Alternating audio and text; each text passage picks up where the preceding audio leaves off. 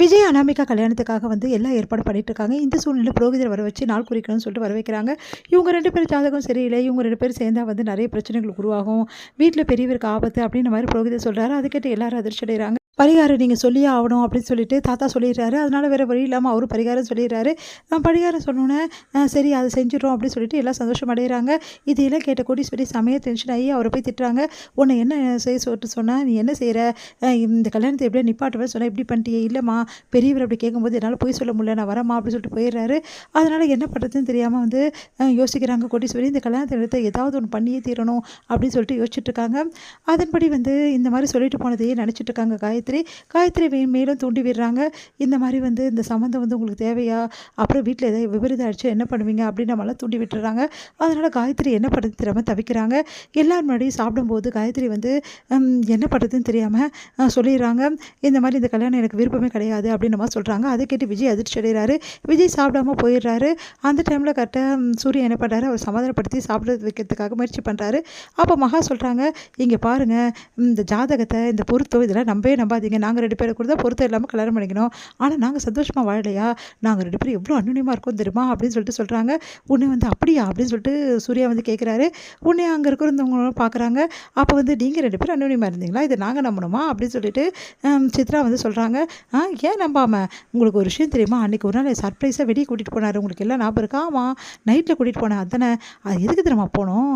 எதுக்கு? Honeymoon package book பண்ணுறதுக்காக போயிருந்தோம். எல்லாரும் அதிர்ச்சி அடைகிறாங்க. என்ன சொல்கிறீங்க அப்படின்னு சொல்லிட்டு உடனே வந்து நிஜமாவா சொல்கிறேன் அப்படின்னு. ஆமாம் நிஜமாக தான் சொல்கிறேன். ஏங்க உண்மையா இல்லையா அப்படின்னோடனே என்ன பண்ணுறதுன்னு சூர்யா முடிக்கிறாரு. என்னது ஹனிமூன் பேக்கேஜா அப்படின்னு சொல்லிட்டு. ஆமாம் அப்படின்னோட கோடீஸ்வரி சந்தோஷம் தாங்க முடியல அவங்களுக்கு. அவ்வளோ சந்தோஷப்படுறாங்க. நம்ம பொண்ணு நல்லா தான் வாழ்கிறாளா அப்படின்னு சொல்லிட்டு. அடுத்து வந்து உங்களுக்கு எல்லாருக்கும் தெரியுமா தெரியாதா? இவ்வளோ வேலை நாங்கள் பண்ணிட்டு வந்திருக்கோம், நீங்கள் என்னன்னா இப்படி பேசுகிறீங்க அப்படின்னு நம்ம சொல்கிறாங்க. இதை கேட்டு வந்து ராஜலட்சுமி செமையாக டென்ஷன் ஆகிறாங்க.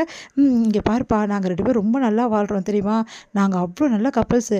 எங்களை மாதிரி நீங்கள் 2 பேருமே அனாமிகா கூட நீ சந்தோஷமாக வாழணும், புரியுதா? அதனால் இதெல்லாம் போட்டு குழப்பிக்காமல் சந்தோஷமாக இருங்க அப்படின்னு சொல்லிட்டு சொல்லிடுறாங்க. இதெல்லாம் கேட்டு வந்து சரிங்க நீ அப்படின்னு சொல்லிட்டு விஜயும் யோசிக்கிறாரு. அடுத்து வந்து ரூமுக்குள்ள வந்து என்ன பண்ணுறாங்க, துணி மடிச்சுட்டு இருக்காங்க நம்ம மகா. அப்போ சூர்யா அங்கே வராரு.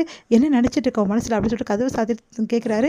நான் ஒன்றும் நினைக்கலையே, எவ்வளோ தைரியமாக தான் இந்த மாதிரி வேலையெல்லாம் செய்வேன், எதுக்காக ஹனிமூன் பேக்கேஜ் இது எதுவும் சொல்லிவிட்டேன், எல்லோரும் என்ன நினைப்பாங்க?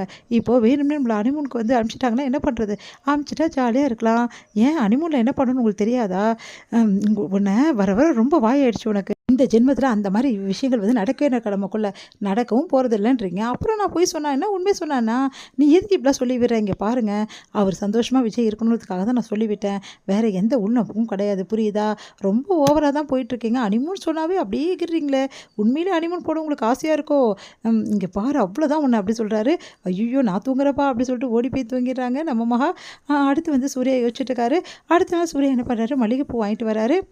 மகா என்ன பண்ணுறாங்க, யோசிக்கிறாங்க, என்ன இவர் மல்லிகைப்பூ வாங்கினு தராருன்ட்டு. எல்லோரும் முன்னாடி அப்படியே வந்து தெரியாத மாதிரி வாங்கினது மகா கிட்ட எல்லோரும் பார்க்குற மாதிரி கொடுத்துட்றாரு. அதனால் எல்லோரும் இல்லை என்ன இவன் இப்படி மாறிட்டான் அப்படின்னு சொல்லிட்டு பார்க்குறாங்க.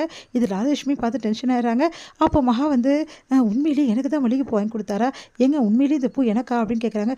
என்ன நீ எல்லோரும் முன்னாடி இப்படிலாம் கேட்குற? உனக்கு தான் வாங்கினது கொடுப்பாங்க, வேற யாருக்கு அப்படின்னோடனே மகாவுக்கு ஒன்றும் புரியாமல் அப்படியே அசந்து போகிறாங்க.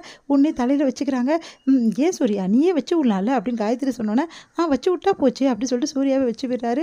இதெல்லாம் கேட்குற மகா வந்து ஒன்றுமே புரியாமல் யோசிக்கிறாங்க.